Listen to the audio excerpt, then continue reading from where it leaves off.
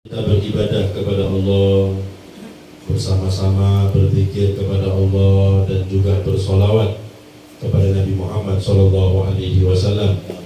Mudah-mudahan dengan barokahnya kita hadir di majelis yang mulia ini, Allah Subhanahu wa Ta'ala mengampuni dosa-dosa kita, menutup segala aib-aib kita, hajat kita dikabulkan oleh Allah Subhanahu wa Ta'ala, dan mudah-mudahan anak-anak kita, santri-santriwati kita, mereka semua dijadikan anak-anak yang soleh dan solehah.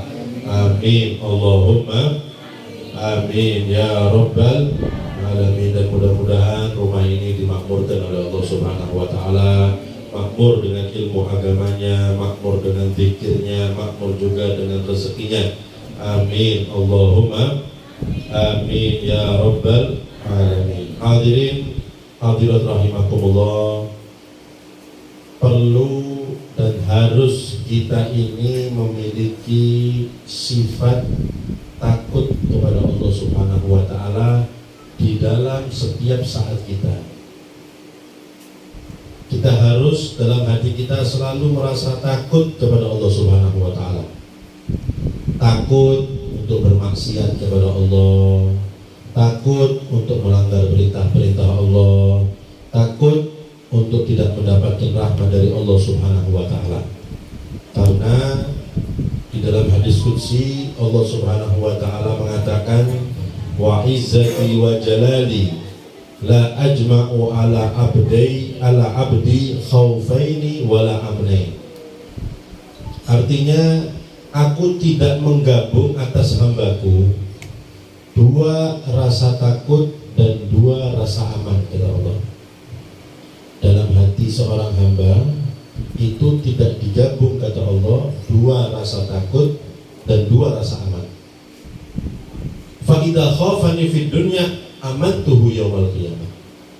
Apabila hamba tersebut takut kepadaku di dunia, ketika hidup di dunia dia selalu takut sama Allah, ya?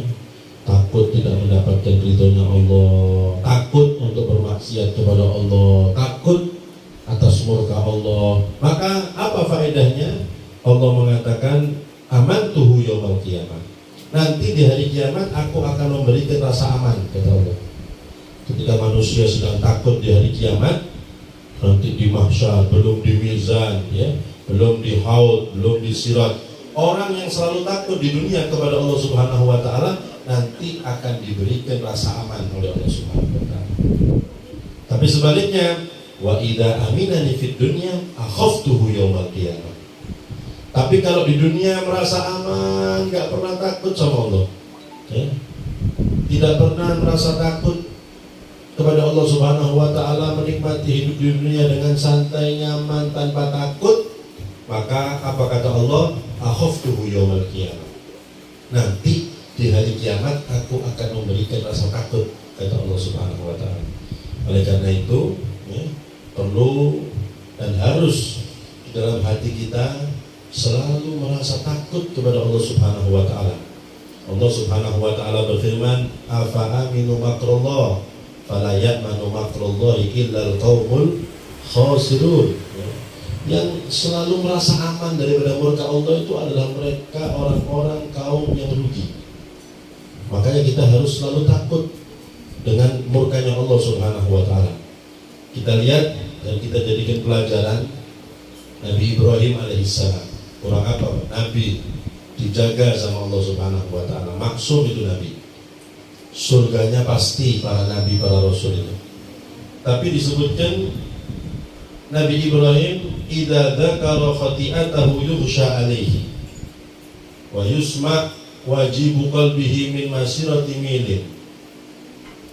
Nabi Ibrahim itu kalau beliau ingat-ingat kesalahannya, maka kadang-kadang beliau itu pingsan kalau ingat kesalahannya. Dan kadang-kadang terdengar gemuruh hatinya itu dari jarak 1 mil. 1 mil itu ulama berbeda pendapat, ya. Ada yang mengatakan sampai kurang lebih 1000 sekian meter. Ya, mungkin zaman dulu itu nggak ada mobil, ada macam-macam, ya. Hening keadaannya. Intinya dari jarak yang sangat jauh kedengaran gemuruh hati Nabi Ibrahim karena takut sama Allah Subhanahu wa taala. Padahal Nabi, padahal Rasul, ya. Nah, sehingga orang mengatakan fayuqalu lahu taf'alu dzalik wa anta khalilur rahman. Engkau melakukan seperti itu wahai Ibrahim, jenengan kan kekasih Allah. Kenapa kok sampai takutnya seperti itu? Kan kekasih Allah. Apa jawaban Nabi Ibrahim?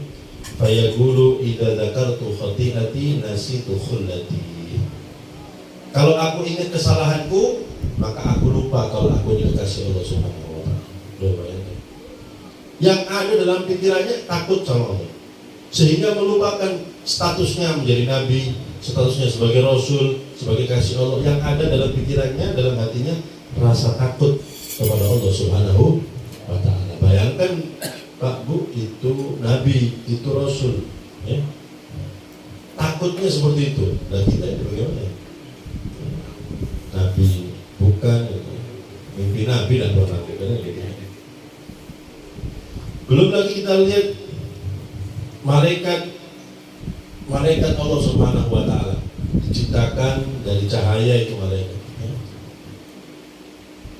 Tidak pernah bermaksiat kepada Allah Subhanahu wa taala, selalu patuh atas perintah Allah. Ketika mereka menyaksikan iblis itu dilaknat sama Allah Subhanahu wa taala sampai hari kiamat, diusir dari rahmat Allah, dilaknat sampai hari kiamat, maka para malaikat takut. Bahkan malaikat Jibril, malaikat Mikail ketakutan sampai nangis melihat nasibnya iblis itu. Apa yang ada di pikiran mereka?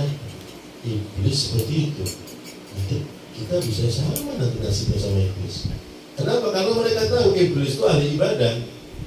Imam Ghazali mengatakan ruya anna iblis abadallaha thamanina alaf sana falam yatruk mawdi'a qadamin illa wa sajada fihi sajdatan lillahi ta'ala thumma taraka amran wahidan fataradahu an babihi wa la'anahu ila yaumiddin.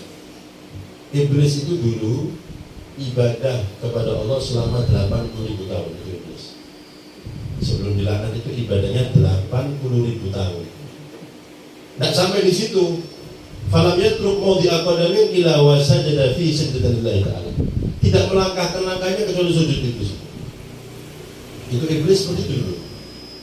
Sekali saja melanggar perintah Allah, yang sudah sering kita dengar, diperintahkan sujud kepada Nabi Adam, dan mau itu iblis. Padahal yang dimaksud sujud itu cuma menundukkan kepala, kata ulama tafsir, memberikan penghormatan kepada Nabi Adam. Karena sujud seperti sholat itu tidak boleh kecuali kepada Allah, tidak boleh sujud kepada makhluk, ya. Niatnya sujud, tujuannya sujud, murtad orang itu kalau sujud kepada makhluk, jangan niat sujud, ya. Makanya sujud yang dimaksud oleh Allah Subhanahu wa ta'ala kepada malaikat dan iblis untuk Nabi Adam itu memberikan penghormatan, bukan sujud seperti kita sholat. Nah, iblis tidak mau. Maka karena melanggar sekali ke perintah Allah, efeknya diusir daripada rahmat Allah, dilaknat sampai hari kiamat.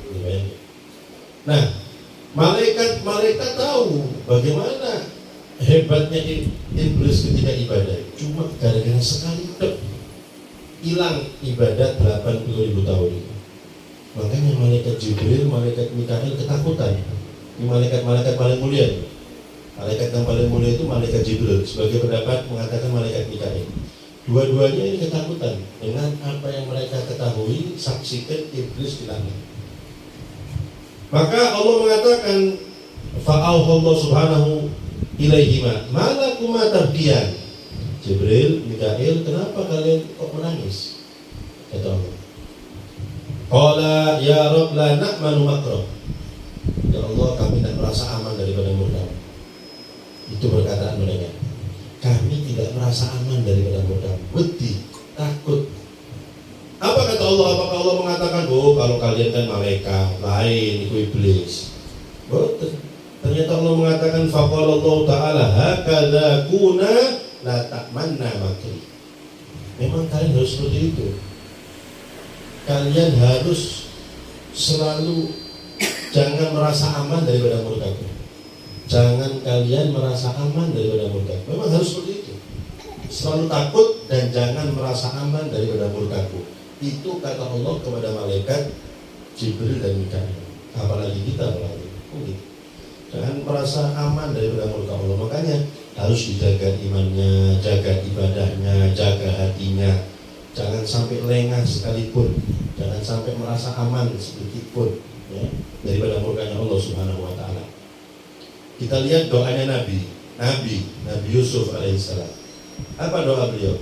Tawaffani musliman wa alhiqni bis-sholihin. Ya Allah, matikan aku dalam keadaan muslim. Ulama mengatakan, kenapa beliau berdoa seperti itu? Hadza min khaufihi ala su'il khatimah. Itu karena takutnya beliau meninggal su'il khatimah. Makanya doanya seperti itu. Nabi loh beti su'il khatimah. Nabi Yusuf alaihissalam. Padahal Rasul beliau itu. Tapi tetap takut meninggal dalam keadaan su'il khatimah. Apalagi kita ya. Terus kita nggak doa, terus nggak mau hati-hati. Wa alhiqni bis-sholihin. Ya Allah, golongkan aku di kalangan orang-orang yang soleh. Loh, Nabi saja kepingin kumpul sama orang soleh. Nabi, padahal beliau sudah Nabi, sudah Rasul, tapi tetap permohonannya, permintaannya sama Allah supaya dikumpulkan dengan orang-orang yang soleh. Itu padahal Nabi, padahal Rasul. Surga dijamin maksud Nabi itu. Tapi keinginannya supaya berkumpul dengan orang-orang soleh. Apalagi kita sangat butuh untuk kumpul dengan orang-orang soleh. Nabi saja kepingin kumpul sama orang soleh, apalagi kita berlalu. Makanya penting sekali kita ini selalu menjaga iman kita, menjaga ketakwaan kita, dan selalu kita ini berkumpul dengan orang-orang yang soleh. Karena mereka mengingatkan kita untuk ibadah, untuk taat, untuk takut kepada Allah Subhanahu wa taala. Sebagian ulama mengatakan man jalasal akhyar, ya, barang siapa yang duduk dengan orang-orang yang baik, soro minal akhyar, maka nanti dia akan menjadi orang yang baik. Kepingin jadi baik, caranya itu duduk dengan orang baik. Sebaliknya orang yang jalasal asyrar, soro minal asyrar, nanti akan menjadi orang jelek. Aslinya baik, kalau kebanyakan duduk dengan orang jelek, maka akan menjadi jelek, menjadi rusak, menjadi ahli maksiat. Kenapa? Karena sering kumpul, sering duduk dengan orang-orang yang jelek. Otomatis. Oh, tidak bisa cuma main nunggu tok, lama-lama ketularan, pasti itu. Ya. Karena dulu Al-Habib Abu Bakar beliau pernah mengatakan, ya, al-mujalasa tuthmirul mujalasa Tumal mu'anasa. Kata beliau, duduk itu, teman duduk, lama-lama nanti membuahkan rasa nyaman. Kita nggak senang sama orang itu, mungkin karena sifatnya, tapi karena kita tetap nunggu, lama-lama kita asyik. Otomatis itu. Pertamanya nggak senang, ini. Tapi karena sering, ternyata orang itu baik, ya. Ternyata lucu ya, ternyata loh. Karena apa? Karena sering duduk. Lama-lama seperti itu. Kalau sudah sering seperti itu, lama-lama nanti kita akan meniru gayanya. Coba sih kita tiru, kok enak ceritanya. Maka kalau orang duduk sama orang ahli maksiat juga seperti itu. Pertama ahli maksiat, tapi karena sering duduk cerita-cerita, enak modelnya. Ini kok enak, kok ahli maksiat. Coba sih sekali-sekali. Otomatis itu sudah. Makanya kita nggak boleh duduk sama orang ahli maksiat, karena nanti akan nyoba-nyoba pasti. Nah, kalau duduk sama orang baik, pertamanya mungkin kita sumpah, waduh, kok dijak ngaji mana, kok dijak pikiran mana, gitu ya. Tapi lama-lama asyik ya pikiran itu ternyata. Ternyata menenangkan hati, ternyata enak. Tuh. Makanya itu pentingnya kita duduk dengan orang yang baik. Dan bahaya juga duduk dengan orang jelek. Makanya Abu Bakar mengatakan al-mujalasa tuthmirul mu'anasa thumma mujalasa. Prosesnya seperti itu. Teman duduk itu nanti akan membuahkan rasa tenang, rasa nyaman. Lama-lama satu jenis kita dengan mereka, sama nanti. Nah kalau kita sering duduk sama orang baik, lama-lama kita menjadi baik. Di sebaliknya, duduk sama orang yang tidak benar, lama-lama kita juga nanti menjadi tidak benar. Oleh karena itu penting sekali para hadirin, kita harus menjaga iman kita, menjaga takwa kita, menjaga ibadah kita, menjaga hati kita, supaya terus kita ini beribadah kepada Allah, terus beramal soleh, dan kita banyak berkumpul dengan orang-orang yang soleh, supaya kita menjadi orang-orang yang soleh. Apa kata Imam Syafi'i? Ya? Beliau mengatakan, "Uhibbus sholihina falastu minhum, la'alli an anala bihim syafa'ah." Dan kurang lebih seperti itu. Kata Imam Syafi'i, aku cinta dengan orang soleh dan aku bukan golongan mereka orang soleh. Imam Syafi'i itu kan, aku soleh buat terbaik, pokoknya aku wali. Apa mana? Ya. Beliau mengatakan, "Uhibbus sholihina falastu minhum."